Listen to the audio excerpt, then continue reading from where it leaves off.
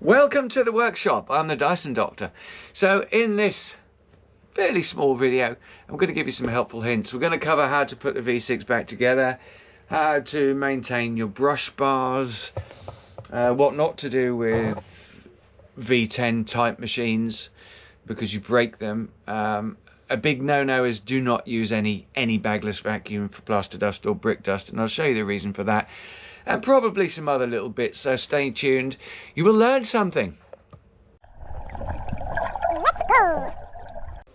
The most common cause of people killing bagless vacuums, it doesn't matter who made the vacuum, if it's a bagless vacuum cleaner, never ever use it for plaster dust or brick dust.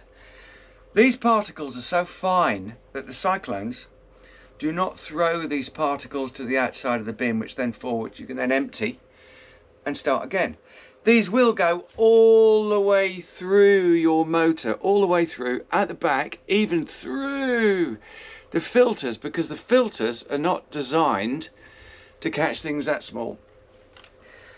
You need to use a Henry or any bagged vacuum, but just make sure you do not use a bagless vacuum for plaster dust. This has got to be completely stripped out now, as every machine I service will get anyway, but you will see that that has coated the entire inside of these cyclones, and then of course you get the moisture in the air that's sucked through the vacuum cleaner, which makes it go hard and stick to the inside of the vacuum cleaner, so therefore it will never be as efficient again. Please never use it for plaster dust or brick dust. There are sensors in there that really do not like them, do not like that, and you can easily break your lovely Dyson. They cost a lot of money. I can fix them, but it's not cheap. So just be aware, never plaster dust or brick dust with any bagless vacuum cleaner. This is a motor from a V10, or as they're known in the industry, an SV12. So what happens is, when you unfortunately use a machine for plaster dust or brick dust, as I said, everything goes through the motor. This is a motor, so everything will go in there and out of there, and then, as I said, through the filters, because the filters aren't designed to filter particles that small. So inside here you do have sensors, and those sensors will get coated with the plaster or brick dust, and by the very nature of that dust, they do ruin the sensors. You can't really just easily change one of these motors. You need to change the whole body and motor system. So it's an expensive mistake to use any bagless vacuum for plaster dust or brick dust. Please remember that. Okay, so we're on to filters. There's nothing wrong with using aftermarket filters, nothing at all. With, like everything else, there are different qualities. Always look for a good quality. What you want to see is these bars here, these bars that all go down, the plastic bars that hold the filter in shape. You want to make sure that they're nice and thin like this and well made. This one came in the other day. This one came in the other day on a customer's machine. I removed it really quickly because I've seen these get so hot. This plastic will melt. These bars are far too wide, far too wide. The air can't escape quick enough, and it will build up heat, and I've seen some horror stories with things like this. So if you do buy aftermarket filters, just make sure those bars aren't too thick, like that.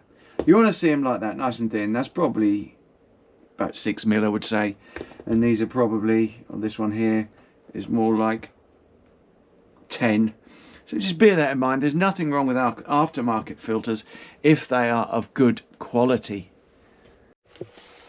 Another common mistake is people completely disregard that max mark there. So they will fill up the machine over the max mark, which is probably, well, above that seal there. So it'll be full, even to the top. I've seen it. The machines can't breathe. There's no way they're going to work if they're too full.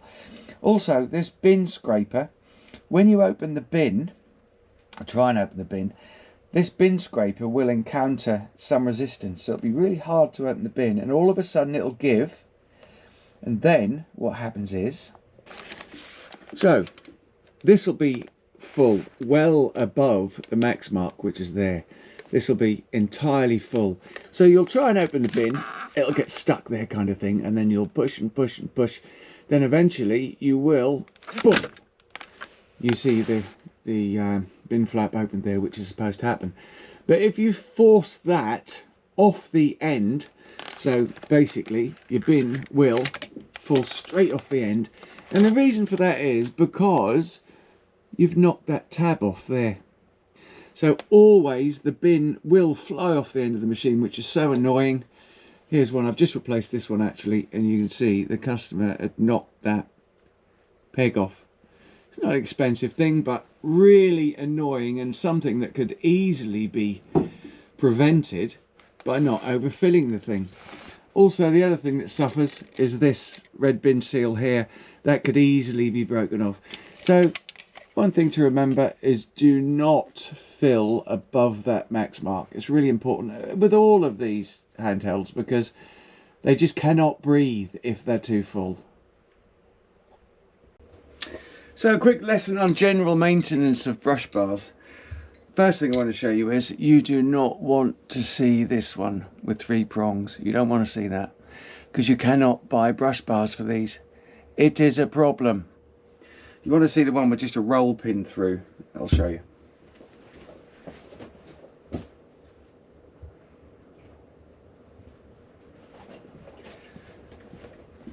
This is dirty because it's just for parts, but as you can see, just a roll pin. There are many brush bars available for these.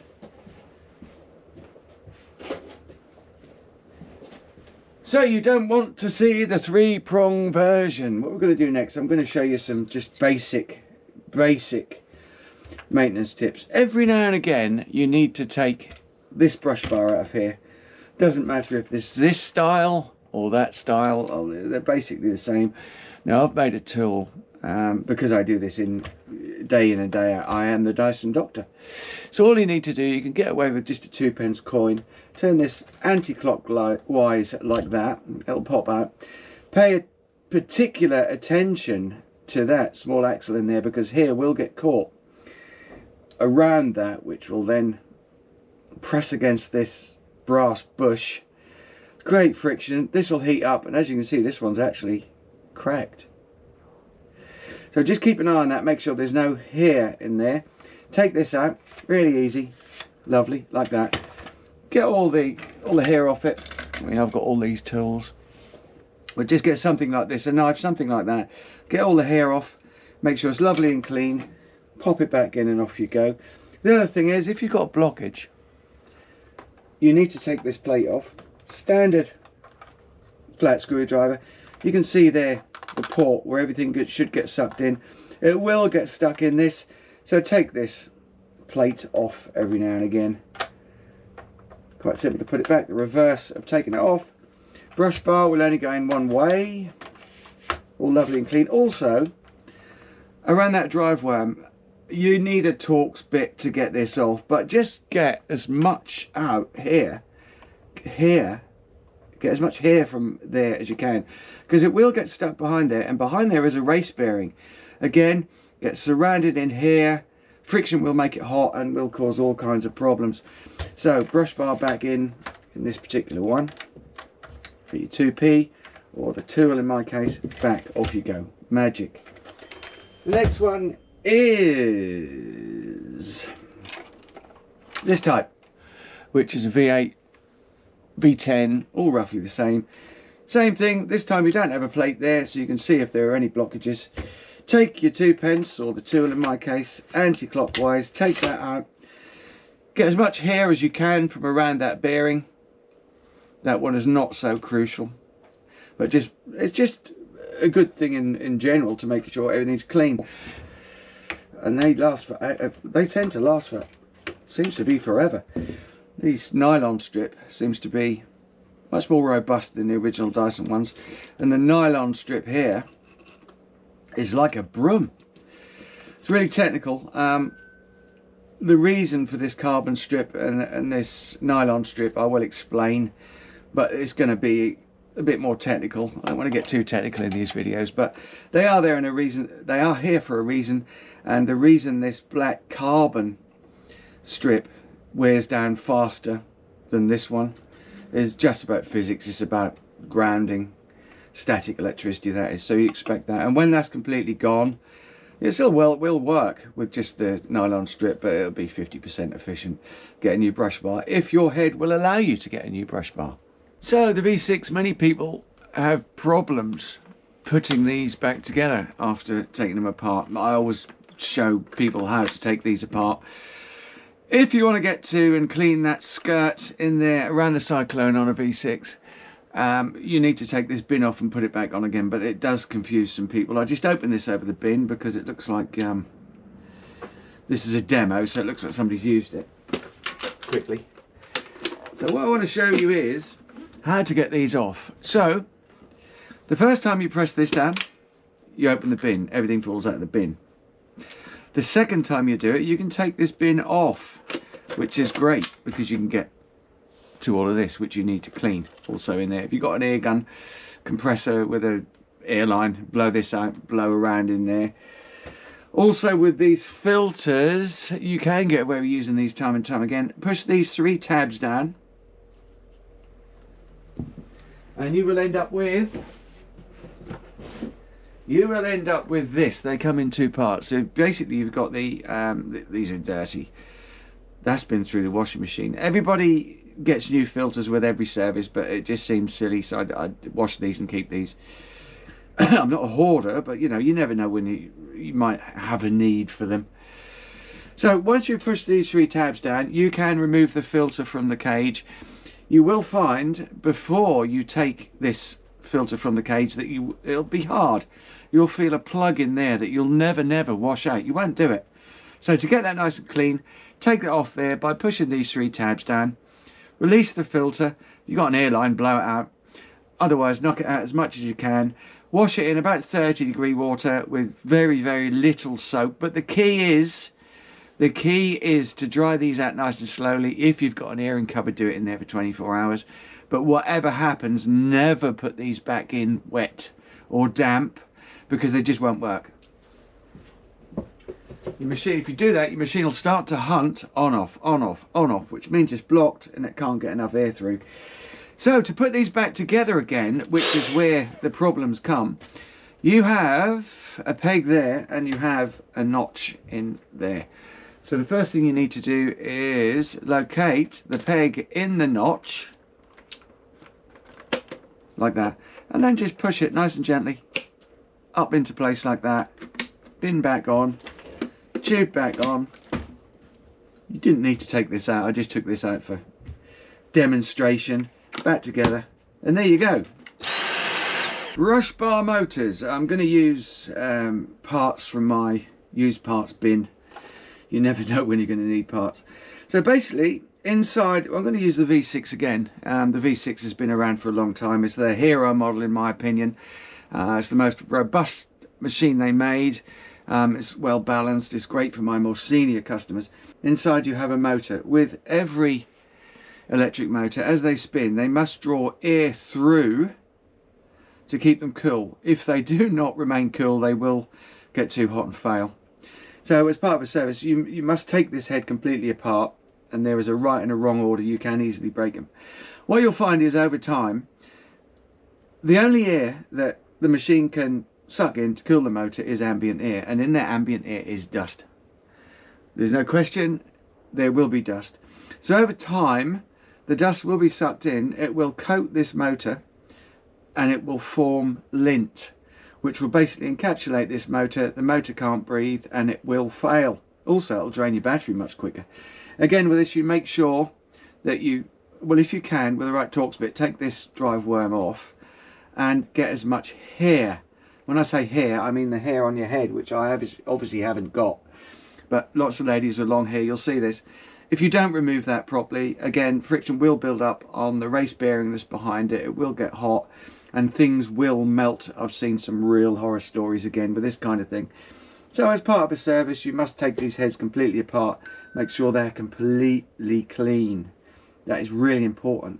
And this kind of thing builds up in your vacuum over many different places. So just be aware that when we say that you need to have a service every year, the machine may appear to be working properly, but things inside may be wearing out quickly. So just do that every year to be safe. In your expensive Dyson or Sebo or Miele or pneumatic, we won't touch shark at all. That's another subject. But just make sure they're well maintained. If you've got somebody in your area like me that can do it properly, then please take it to them. Don't try and do it yourself, because the bodies are made of plastic and they're held together with clips and screws, and if you break the clips, you're in a world of trouble. Just bear that in mind. That's just one of the reasons you need to get your machine serviced. Simple things, different components, but they all need to be looked after in a certain way. Battery issues. 50% of the time when a customer has a battery issue, it's not actually the battery, it's the charger. Because people put these on the wall, just 2 screws, really simple, which is what you're supposed to do. Some people find it difficult. It's beyond them for whatever reason to take these off the wall. But what you need to watch out for is every time you put the machine in, it will go up like that, flex like that, flex back and come down. As that flexes every time, that cable, which contains 2 wires, will flex. And over time, like anything that moves and flexes, that will break, and it is a stress fracture and you can't see it. The only way to do it really is, here's a quick tester. You want to put your tester in there on DC. You should see 26 volts. You won't, because it's not connected. Actually, let's connect it so you can see it. So you've got 26 volts. The way to test if that is broken is wiggle it up and down, and you should not see that voltage drop out at all. So they go that end. That is worth bearing in mind. The other end they go is here. Again, these wiggle up and down over time, and one of the wires inside the cable will break, and it'll be intermittent. So unless you plug it in and you get your meter on there and you wiggle everything around to test it, just bear that in mind. You can take this charge plug out of here, just push it down, it'll pop out, unwind it, put your machine on the ground, just plug the charger in and leave it on charge. They're designed to be left on charge. People think that you should take these batteries, these machines, off charge after a certain amount of time, but that was the case in the 80s when we had NiCad batteries. These days they're lithium. There are, on every single battery, this is a good one. Incidentally, I have this one for demonstration. These are the cheap ones that you buy on eBay, about 15 quid. Some people sell these for 60 quid, it's ridiculous. But there are 2 conductors. There's nothing over this board to dissipate the heat of the chips, and that chip usually burns out. And when these burn out, the customer can't turn the machine off. They quite rightly panic. And these are the versions, much better versions that I sell. You know, you've got 7 balanced wires, 2 main conductors. There's silicone over the top of the board to spread the heat. But the main point is, this circuit board is there to stop over and under charging. So leave your Dyson handheld on charge until you need it. That's how they're designed.